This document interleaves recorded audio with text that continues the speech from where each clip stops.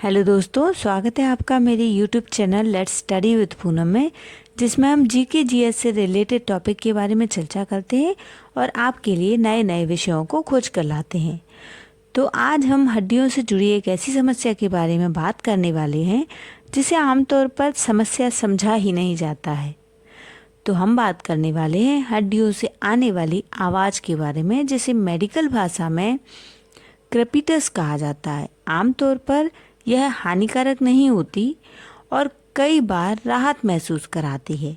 हालांकि अगर हड्डियों से आने वाली आवाज़ के साथ दर्द या सूजन हो तो डॉक्टरों से सलाह अवश्य लेना चाहिए। हड्डियों से आने वाली आवाज़ के पीछे के कुछ कारणों को समझते हैं। उम्र बढ़ने के साथ जोड़ों के कार्टिलेज खराब हो जाते हैं। चोट लगने के बाद भी हड्डियों से आवाज़ें आने लगती हैं। जिन लोगों की सर्जरी हुई है उनकी हड्डियों से भी आवाज़ आती है। गाउट की वजह से भी हड्डियों में से आवाज़ आती है। जोड़ों में एयर बबल्स बन जाते हैं और उनके टूटने पर भी आवाज़ आती है। गर्दन में स्नायु बंधन या टेंडन्स की चटकने की आवाज़ भी आती है। हड्डियों से आने वाली इन आवाज़ों को यदि हम कम करना चाहें तो कुछ तरीके अपना सकते हैं। शारीरिक गतिविधियों को बदलकर हम इन हड्डियों से आने वाली आवाज़ों से छुटकारा पा सकते हैं। स्ट्रेचिंग के कुछ तरीके होते हैं जिन्हें करके हम हड्डियों से आने वाली आवाज़ों को दूर कर सकते हैं। यदि हम तनाव से दूर रहें तो भी हमारी हड्डियों से आने वाली आवाज़ दूर हो सकती है। रोज़ाना 1 चम्मच घी का सेवन, काजू बादाम, अखरोट आदि ड्राई फ्रूट्स, अलसी के बीज, कद्दू के बीज आदि का सेवन करने से भी हमारी हड्डियों को मजबूती मिलती है और उनसे आने वाली आवाज़ कम होती है। हड्डियों के जोड़ों से आने वाली ये आवाज़ ज़्यादातर घुटनों से आती है। उम्र बढ़ने के साथ घुटनों के सिरों पर फ्लेक्सिबल टिश्यूज़ की कमी हो जाती है, जिसकी वजह से सिरे आपस में रगड़ने लगते हैं और आवाज़ करते हैं। यदि आप हड्डियों से आने वाली आवाज़ को कम करना चाहते हैं तो कैल्शियम से भरपूर चीज़ों को खाना चाहिए, जिससे कि एयर बबल्स बनने की समस्या कम हो जाती है। दूध में हल्दी डालकर पीने से शरीर को कैल्शियम पर्याप्त मात्रा में मिलता है। गुड़ और भुना चना कैल्शियम का अच्छा स्रोत है। रोज़ाना खाली पेट अखरोट ज़रूर खाएं। ये हड्डियों को मजबूत बनाते हैं। अखरोट में ओमेगा 3 फैटी एसिड होता है जो जॉइंट्स में चिकनापन लाने में मदद करते हैं, जिससे जॉइंट्स स्मूथली मूव करते हैं।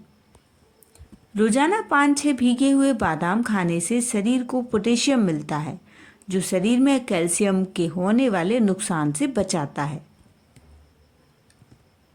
घुटनों पर बने कार्टिलेज घिसने की वजह से चरमराहट की आवाज़ आती है।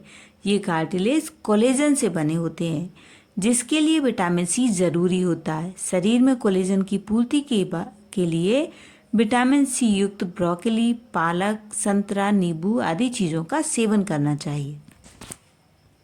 हड्डियों से आने वाली कटकट की आवाज़ के पीछे के क्या मेडिकल रीजंस हो सकते हैं, अब उन्हें जानते हैं। ऑस्टियोआर्थराइटिस यह एक ऐसी स्थिति है जिसमें हड्डियों के बीच की कुशनिंग एक दूसरे के घर्षण से घिस जाती है। इस घर्षण के कारण जोड़ों के बीच सूजन बढ़ जाती है और फिर हड्डियों को मोड़ने में समस्या होने लगती है। इसके अलावा इसे आप जोड़ों के बीच नमी की कमी से भी समझ सकते हैं, जिस वजह से हमारी हड्डियों में से आवाज़ें आने लगती हैं। रनर्स नी या पेटेलोफेमोरल पेन सिंड्रोम भी हड्डियों से आने वाली कटकट की आवाज़ का एक कारण हो सकता है। यह तब हो सकता है जब आप अचानक अपनी गतिविधि का स्तर बढ़ा देते हैं या बहुत ज़्यादा एक्टिव रहते हैं, जिसमें कि दौड़ना, बैठना, कूदना आदि शामिल है। कई बार यह PFS पुरुषों की तुलना में महिलाओं में ज़्यादा देखने को मिलता है। कई बार गर्दन को हिलाने के दौरान भी चटकने या पीसने जैसी आवाज़ें आने लगती हैं।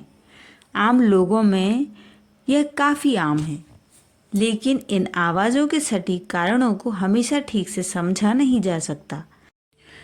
तो दोस्तों, हमने इस वीडियो में चलने के दौरान हमारे शरीर में हड्डियों से आने वाली कट-कट की आवाज़ के पीछे के कारण को समझा है और उसे कैसे दूर किया जा सकता है ये भी जाना है। तो यदि हमारा वीडियो आपको पसंद आता है तो चैनल को लाइक, शेयर और सब्सक्राइब ज़रूर करें। धन्यवाद दोस्तों।